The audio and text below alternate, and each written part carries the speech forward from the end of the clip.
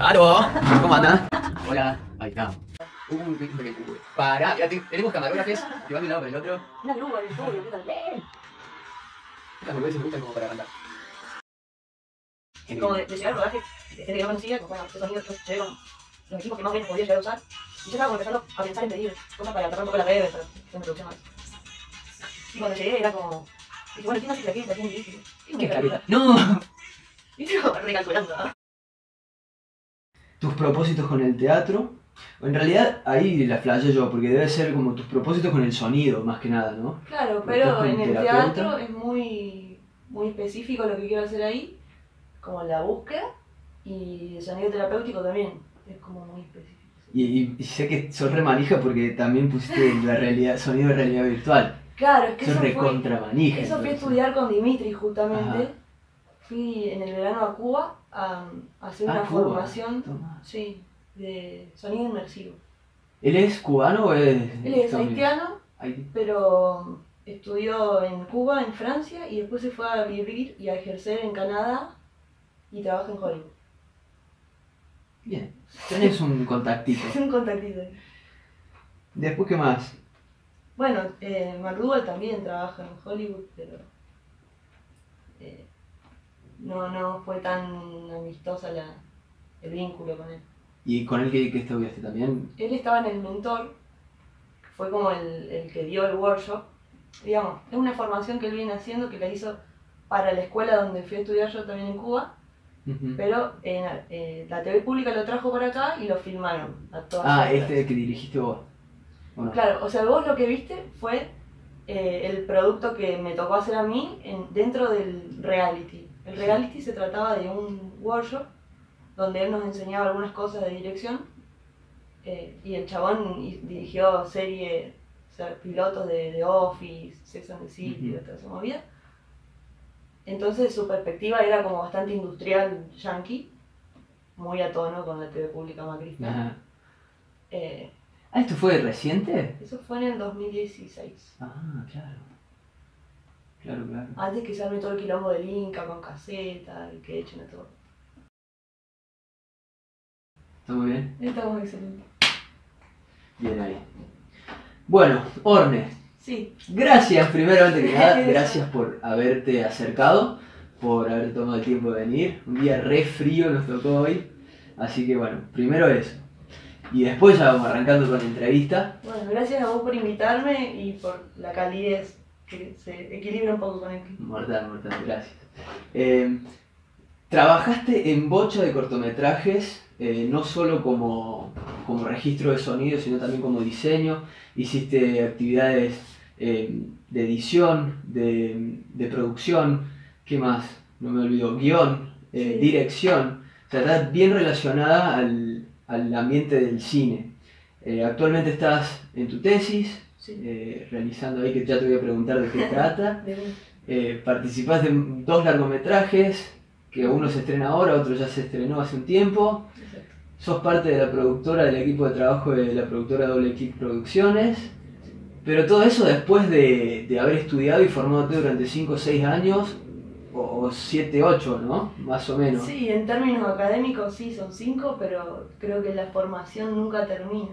Y venís de Santa Fe de San Justo, una ciudad no tan grande, 20-25 mil habitantes, y no sé si había cine ahí. ¿Cómo flashaste el acercamiento? No había cine.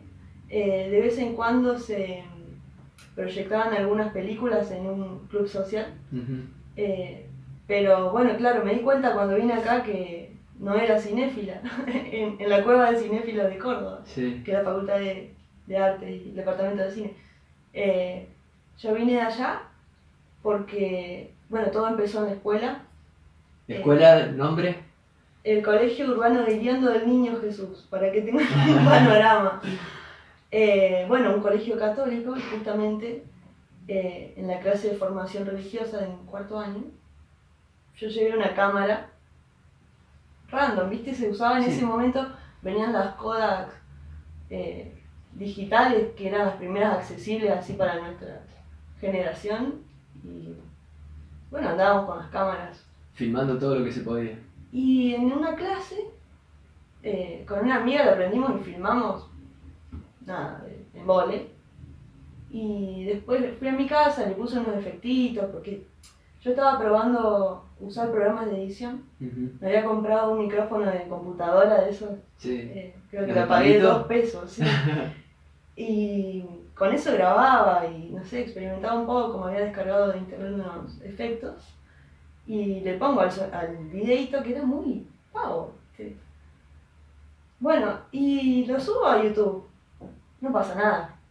Un amigo, un compañero lo comparte en su Facebook, cuando Facebook era la red social, y se viralizó en cuestiones del colegio, ¿no?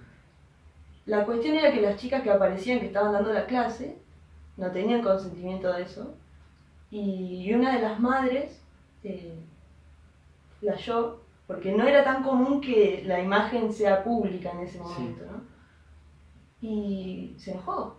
Era como, no, porque pusiste la imagen de mi hija y la van a secuestrar ahora que está en internet, y se comió un viaje feo. Y yo, nada, ¿Qué edad inconsciente tenías? total. 16. 16 años. Bueno, y en un momento dice, no, que hagan algo, qué sé yo, que voy a mandar una carta de documento, y se puso heavy. Y encima mis viejos se cagaban de risa, como, no sé, arreglalo, ¿viste? La cuestión es que la escuela tuvo que responder hacia el reclamo de esta mujer, porque claro, estaba haciendo un reclamo justo, y respondió con 15 amonestaciones. Y sí, yo no lo compartí, señora. Es una experimentación mía.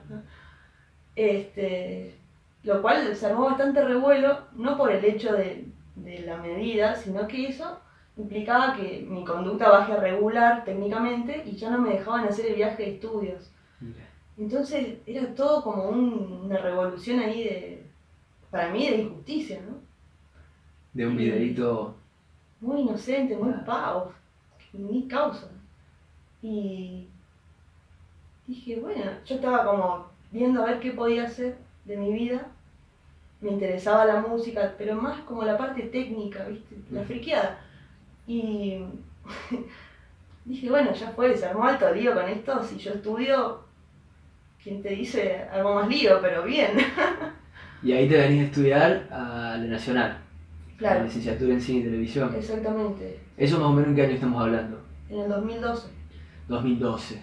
Plena, podríamos decir, revolución de los medios de comunicación, de las redes sociales. Sí, totalmente. ¿Iba por ese lado también ahí tu inquietud o no tanto? No, creo que no tanto porque, bueno, yo creo que el hecho del contexto en ese momento, de estar en una ciudad chica y todo eso, no es que pasaba por la tecnología mi presencia ahí, sino que vi en el plan de estudios una cosa que era muy variada, muy interesante de fotografía, que también siempre fui medio friki de eso, sonido, historias, era diversión. ¿Y en qué momento te diste cuenta que por ahí era el sonido la rama más específica que la que querías?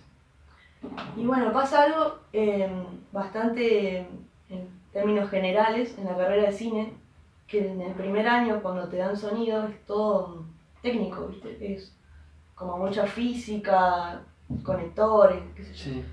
Y mucha gente se desmotiva y ya es como, no, sonido no quiero, no entiendo, listo, no. Y como yo venía de tocar el bajo, de la guitarra, de grabar y todo eso, qué sé yo, me enseñaron cómo armar un cable y yo flashé. Sí. O sea, dije, deme 10, ¿viste? Como tratar de llegar, me pongo a armar cable. Entonces ya fue como una entrada muy empática con lo del sonido, y a medida que se fue dando sonido 2, sonido 3, que ya profundizás con eso, no sé, yo creo que también es parte de mi naturaleza perceptiva estar atenta y se me da naturalmente. Eso llevado también al contexto de ahí, que a nadie le interesa el sonido en un punto. Bueno, también sentiste que había como un gran camino laboral por ahí. Sí. Sabiendo que la mayoría dice, no, yo quiero ser director o quiero filmar, camarógrafo. Dijiste, no, bueno, a mí me gusta esto y tengo una salida mucho más amplia que todos ustedes. Sí, pero también no por una competencia, sino que realmente es una lástima para mí, porque, a ver, audiovisual, tenés 50% ahí, y que el rol lo termine ocupando alguien, que bueno, hago sonido porque no sé qué hacer, o porque no me sale otra cosa, es medio un despropósito. Entonces, bueno, hay un bache acá, a ver, ¿qué Sí. hacemos? ¿Qué crees que le falta a la facultad que por ahí lo fuiste a buscar en otros lados? En talleres, seminarios, cursos. Y no sé si decirlo como una falencia, porque me parece que, o por lo menos en el plan de estudio que yo cursé, que ahora se renovó, faltaba un poco más, qué sé yo, integrar con la música, un poco más de herramientas de edición, quizá. Y lo fuiste a buscar por otros lados. Sí. Hiciste un curso, me dijiste, contame lo de Cuba, con Dimitri. Bueno, ese fue el último. El más reciente. Sí. Ahí hice un taller de sonido inmersivo en la EICTV. Dimitri es un sonidista que anduvo por todos lados, tiene una formación muy amplia y no fue el único profesor de ese taller, fueron 40 días de aprender sonido inmersivo y también otros complementos. Sí. Y bueno, ahora tengo muchas ganas de aplicar todo eso, se me explotó la cabeza y estoy viendo nuevos lugares también como para meter esa información. Fue una experiencia hermosa, de mucho contacto con compañeros también. Compañeros. El teatro sería una de esos lugares a investigar. Sí, totalmente. ¿Qué crees que le puede dar el sonido a una escena de teatro por ahí, a diferencia de una escena de cine filmada? Tal Y vez. hay algo que, a diferencia, digamos, que me interesa mucho, es el vivo en un punto, ¿no? Porque en el cine ya es como un producto, ¿no? Que una vez que está terminado es una cuestión de ponerle play y listo. En el cine yo creo que lo que se puede codificar a través del sonido es un ambiente de un perfil emotivo determinado que puede hacer como de colchón para que la puesta en escena sea más contundente, tenga más alcance. Sí. Y lo que tiene interesante el teatro es que no todas las funciones son iguales. Claro. Y me parece alto desafío estar ahí operando, por ejemplo, con un diseño sonoro pensado para eso, sintiendo al actor y la energía que hay ahí y al público, como, no sé, un decibel más ya te cambia la percepción. Sí. Entonces sería como, tu búsqueda sería más partícipe dentro de la obra en la misma función que de antemano generando, no sé, necesitas un sonido ambiente para una escena, me voy, me paro en la 9 de julio, te grabo y te lo paso. Más que nada sería en vivo, como operador en vivo. Jugar con Sí, micrófono, eso me parece que es la novedad que me gustaría investigar, Bueno. pero el proceso es completo. Yo creo que de la escritura ya hay que tener en cuenta que tenés todo un canal de información sonora que lo puedes usar a tu favor y que es una herramienta muy económica. Que por ahí decís, bueno, no necesito explotar todo en escena, necesito 2 sonidos de bombas y un poco de actuación y ya está. De bueno. Algunos laburos que hayas participado, saliendo del teatro y yendo más al cine, que tal vez te hayan marcado o que te hayan hecho ir variando el camino, buscando otros surcos. Bueno, lo que para mí fue clave fue el largometraje que mencionaba, Espejo Horizontal. Sí. Ese fue el primer desafío grande que tuve, que si bien estuvo dentro de lo que es cinematográfica de la Facu, fue una producción encarada de una manera bastante profesional, fue una producción muy ambiciosa, en la cual yo estaba probando, me encontré ahí con un montón de circunstancias nuevas para mí, tanto en rodaje como en edición, que también la hice completa y era una historia donde los personajes pasaban como por 6 o 7 mundos distintos. Sí. Y yo tenía que hacer sonar distintos esos mundos. Y fue también una búsqueda larguísima y donde gané no solo conocimiento práctico y técnico, sino también de cómo comunicarme con el director, por ejemplo. Y fue clave. Hay una cuestión humana que por ahí, hasta que no la experimentás. Y con los actores también. Sí. Creo que la Flora me contó, a la Flora la entrevistamos, que también fue Sí, protagonista sí. de esa peli, me contaba que por ahí ella quería gritar un poco más y vos estabas muy cerca con el micrófono y pará, bajá un cambio, Florencia. Era Sí, eso es la terrible, comunicación. clave. Sí. Y por ahí, claro, eh, el rol del sonidista o de la sonidista, estamos tan inmersos en nuestra friqueada que el resto no se percata, que estás escuchando todo mucho más fuerte, Claro. que hay cuestiones que se falsean, no sé. Y en el otro largo que trabajé, me hiciste acordar porque tuve muchas situaciones nuevas. Este es más reciente, ¿fue Sí, este año o el año pasado? este año, en febrero de 2018. Se llama Les Extravagantes, un director de acá, y fuimos a filmar a Neuquén. Ujú. Digo, el director es de Neuquén, pero vive acá. Bueno, la cuestión es que era totalmente nuevo el modelo de producción, en cuanto que no había un guión de hierro, por ejemplo, no había guión, básicamente era bastante improvisado todo. Entonces yo no podía hacer caña porque no sabía quién iba a hablar, Claro. ni qué iba a decir, ni a qué nivel, ni qué pasó. Entonces, lo que hicimos fue armar como escenarios donde la mayor cantidad de espacio posible estaba microfoneado. Y por ejemplo, le digo a los actores, bueno, si ustedes quieren contarle un secreto al espectador sin que sus compañeros sepan, Ah, no, por ejemplo, hay un micrófono escondido acá, hagan así y hablen. claro.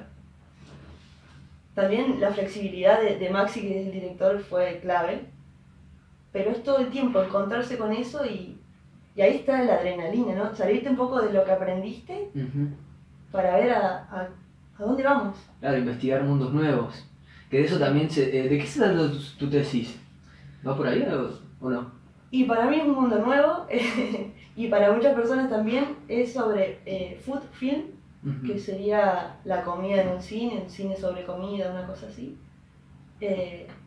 Y bueno, con Rodo, que es mi compañero de tesis, lo estamos llevando no solo al cine, sino a lo que es la producción audiovisual hoy, que es mucho más amplio por ahí, la gente mira menos películas y más videos en Instagram Claro. en un punto. Y bueno, estamos viendo lo que es la puesta en escena y la producción de cine atravesado por la comida. Mirá. Ahora estás investigando también el sonido terapéutico, o sea, siempre en base al sonido como disparador de emociones, y ahora te vas a meter en el sonido terapéutico, un poco en la realidad virtual, que también es una flayada bastante Interesante. jodida, interesante de lograr, y un poco de teatro también, en las escenas. Sí, ¿Por dónde va cada uno? bueno, como decías, la base de todo, y como yo interpreto el sonido, tiene que ver con la imaginación y con la emoción. Ujú. Por una cuestión de percepción también, o sea, Sí. creo que pasa por escuchar más que por hacer sonar en un punto. Lo del teatro es algo muy puntual, que es más bien un servicio hacia la gente de teatro, digo, lo propongo así, no es que yo Claro. quiera ir a hacer mi obra a un escenario, todo lo contrario, sino brindar esas herramientas que por ahí, no sé, no, Claro, que suman Se ve al mucho, claro. el producto teatral. totalmente. Y también anclado bastante con la música.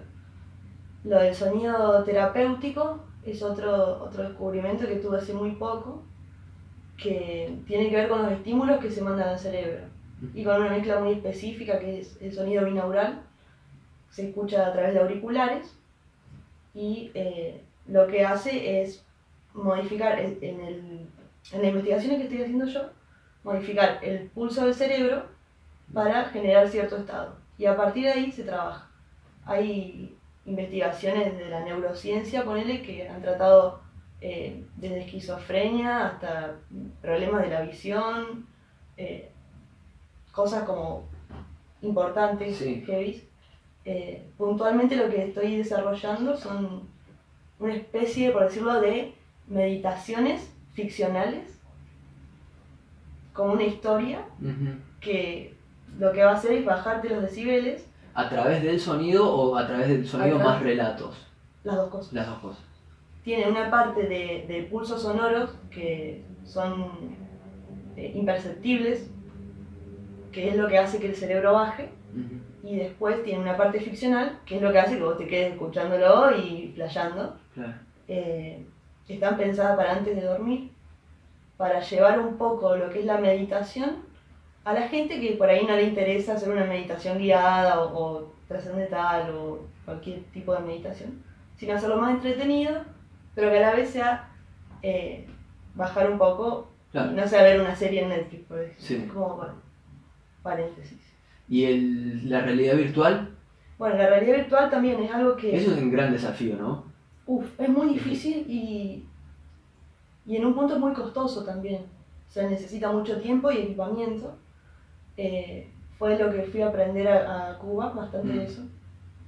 La idea es empezar a producir, pero primero quiero ver como qué partecita de eso, a dónde meterme, ¿viste? Porque es tan amplio también. Es necesario también un equipamiento de primera para el que está, yo le digo jugando, ¿no? Porque en la realidad virtual te metes el casco y coso, Claro. lente y los auriculares. Sí. Es necesario también una inversión grande. Claro. No son baratos, digamos, eso. No, ni hablar. Bueno, y no son solo juegos. De todo, por ejemplo, hay aplicaciones que tienen que ver con venta de espacio, de turismo, o paseos virtuales. Ah, sí.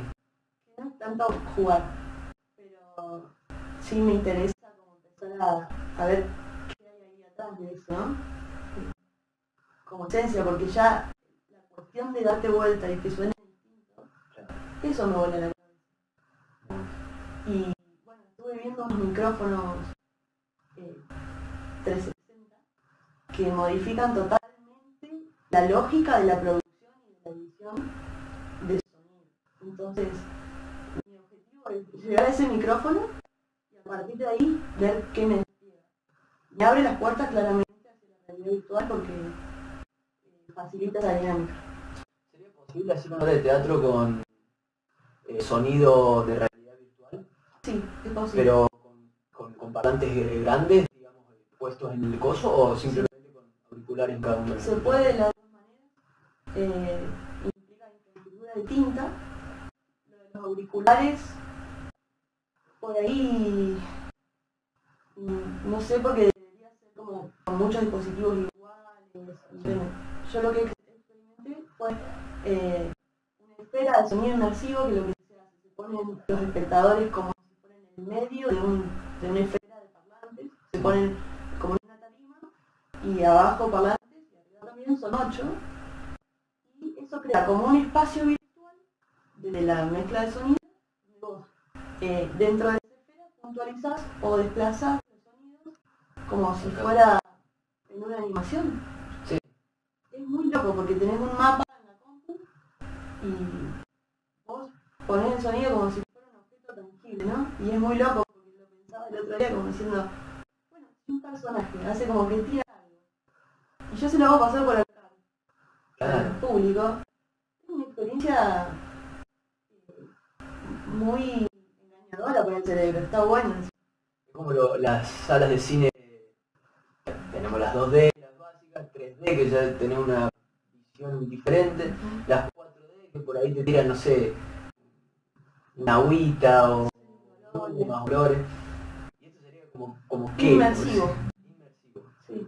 En cuanto a imagen, hay formatos, hay uno que se llama Full Dome, que es como un domo donde se proyecta todo, pero es cine 360, cambian las reglas totalmente, y la experiencia también. Que sea 360 también implica que la pantalla esté rodeando todo. Claro, vos entras y... Para donde mires estás viendo cosas. Sí. Y bueno, me hace pensar en lo que decíamos hoy fuera de cámara, de la espectacularidad, porque por ahí depende del teatro, es polémico eso, porque se pueden hacer cosas muy talleras en ese sentido, pero también la esencia del teatro pasa como por dejarle mucho espacio al espectador, y tampoco abrumarlo tanto con los chiches de esto, porque me parece que pasa por otro lado.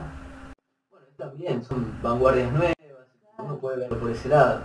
Antes las luminarias de teatro eran velas y ahora son LEDs, móviles, lo que sea. Uno va evolucionando, la tecnología evoluciona y está en uno aceptarlas y adquirirlas. Adueñarse de eso y que sea útil para lo que se quiere decir, que es lo importante. Claro. Creo que estaríamos como para hacer un pimponcito de preguntas y respuestas, ¿no?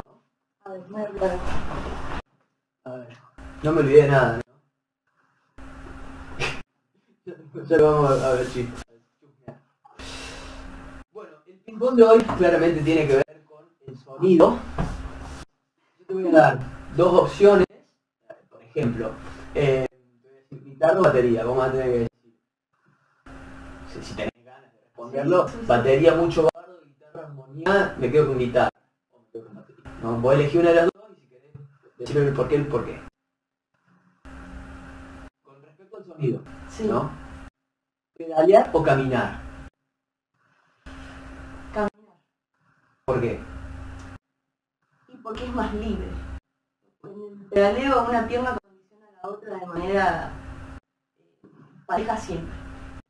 Y en el sonido, en el que vayas pasando más rápido todo lo que vas como así viendo, en uno, a ver, sería, pienso como en el pedaleo uno va escuchando cosas, ¿no? Rápidas. Y en el caminar uno va a escuchar, te quedas como más presente, pasó una conversación, dos personas hablando de cosas, sí, más de Me pasa algo, perdón, Sí, sí. me pasa algo con caminar y el sonido, que inconscientemente voy al ritmo de cómo yo escucho que arranca un auto, entonces eso hace que siempre agarre el semáforo en rojo. Para cruzar la calle, sí. Bien. Otra, colectivo o taxi. Colectivo. El bardo, los frenos, Sí, mucha el gente cuerpo. hablando de una. Otra, cereal o sopa. Sí. Bueno, justo tiene que ver con tu tesis. ¿Lluvia o fuego? Fuego. ¿Por qué? Porque tiene sonido propio, la lluvia tiene que pegarle algo. Me encantó. Estructura, perdón, nada que ver. ¿Eructo o flatulencia? Eructo. De una. ¿Por qué? Porque hay más variables para la manipulación de la onda. Y menos agradable. Un ejemplo. Dale, un ejemplo, podría ser. Y la última, playa o lago. Un sonido constante, de olas rompiendo. Y que no se sabe de dónde viene. Bien. ¿Y el lago por qué no? ¿O solamente porque pintó el playa? No, no sé. Sí, es la cuestión de la dinámica que me gusta mucho más. Perfecto. Orne, ¿cómo lo sentiste? Viste que es diferente el charlar cuando la cámara se prende que cuando estamos ahí boludeando por escena. Sí. Pero bueno, pasa siempre. Si tuvieras que invitar a alguien que se siente acá para charlar un rato de lo que hace, que sea relacionado al teatro, o bueno, en tu caso relacionado al teatro, pero desde otra área, ¿quién podrías nominar? Voy a nominar a Valentina Franchino, que es actriz y que está participando en una obra que se llama Lulú, que la fui a ver y que me gustó mucho. Así que Bueno, vamos a ponernos en contacto con ella. Y como para cerrar este momento, una frase que puedas tener de cabecera que quieras decirle a la gente, una frase que te guste. Y me voy a poner la bandera del sonido y voy a citar al famoso y conocido Pelado Alcaraz, que enseña sonido a Facu, que la primera clase escribió en el pizarrón, y Dios dijo, hágase la luz, pero antes tuvo que decirlo. En tu cara. Buenísima, buenísima. Bueno, Lore, muchas gracias.